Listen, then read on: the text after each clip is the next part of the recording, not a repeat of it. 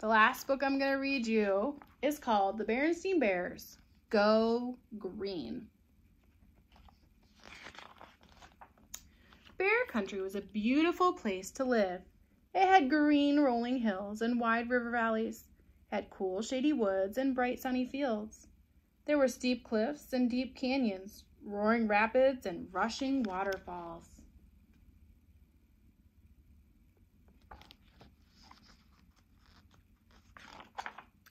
Lots of creatures lived in Bear Country besides bears. There were deer and ducks, woodchucks and weasels. There were rabbits, raccoons, possums, and porcupines. There were badgers, bats, butterflies, bugs, and much, much more.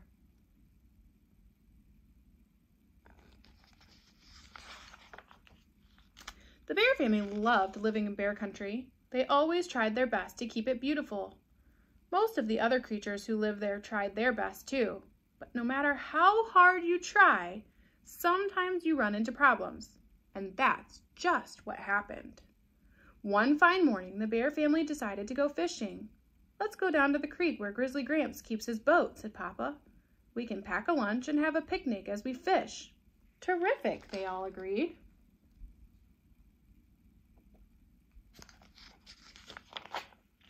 The family packed up their fishing gear and their lunch and went down to the creek, where they loaded into Grizzly Gramps' boat. Papa got out the oars and rowed everyone lazily along, their fishing lines out, while they ate a picnic lunch. The sun was shining, the birds were singing, and all seemed right in Bear Country. Until... "Phew," said Sister. "What is that awful smell?" The rest of the family sat up and sniffed. "Yuck," they cried.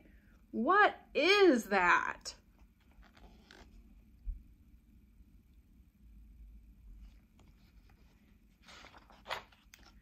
They noticed something funny floating in the water. It was a streak of dark, gunky-looking stuff.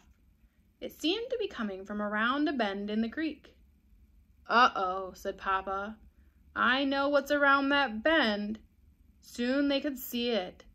The Bear Country Dump.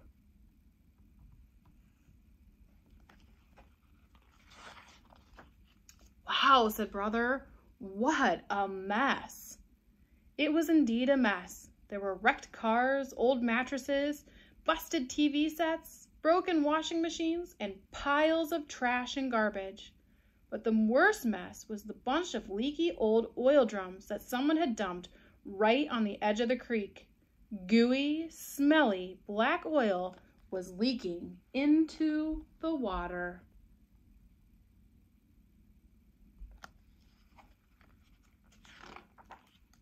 "This is a disgrace," said Mama. She hated to see her beloved Bear Country treated this way. Mama had even been the mayor of Bear Country for a time. "This has got to be cleaned up," she said. "We will go to the town meeting and complain." "Yes," said Brother. "Go, Mama," said Sister. "Go, go," said Honey.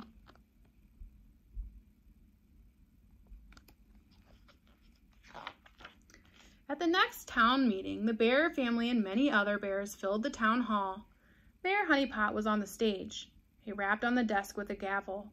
"Ahem," he said. "The meeting is called to order. Is there any new business?"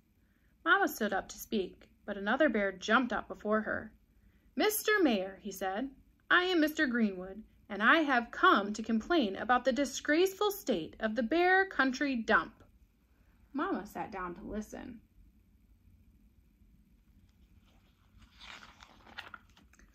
"Oil is leaking from the dump into the creek," said Mr. Greenwood. "What are you going to do about it, Mr. Mayor?" Mayor Honeypot was surprised. "I did not know about that," he said. We will have a cleanup of the dump right away. Will any of you here volunteer to help?" Everyone at the meeting raised their hands, especially Mama, Papa, and the cubs. A few days later, it seemed like most of Bear Country was down at the dump. Everyone pitched in to clean up the trash and junk. Much of it would be mixed with earth so that trees could grow on it. They hauled away the old oil drums and put them in a safer spot farther from the creek.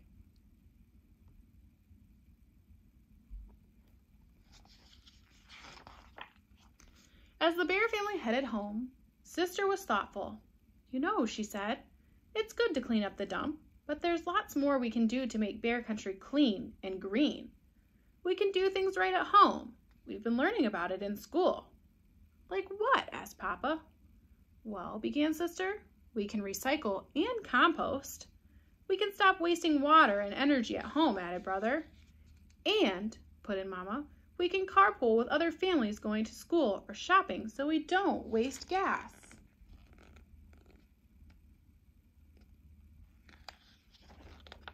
But Papa had the best going green idea of all. He rigged up a windmill on top of his workshop to power some of his tools. "I think wind power is the best kind of energy there is," he explained. "It's clean. It's there any windy day you want it, and best of all," he added, "it's absolutely, totally free." "Whee!" said Honey, holding up a pinwheel to catch the wind.